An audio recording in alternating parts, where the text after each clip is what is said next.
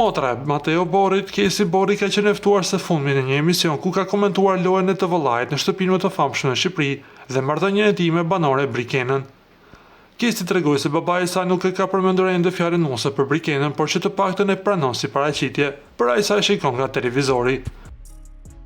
Fjalën nuse nuk e ka përmendur akoma, por që dhe babai tim i pëlqen Brikena, le të themi si paraqitje të paktën se nuk është se një taman.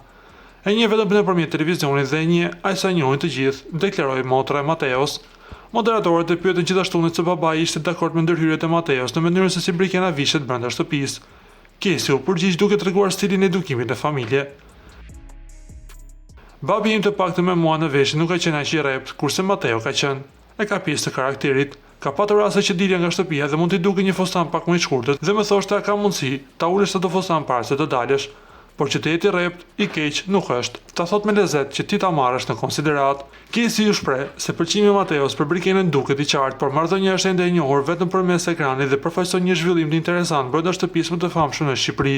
Këto deklarata të motrës së Mateos, fansat i kanë cilësuar si politikisht korrekte. Se si do të vijojë marrëdhënia mes tyre, na mbetet vetëm të presim në përfundim të shtëpisë më të famshme në Shqipëri.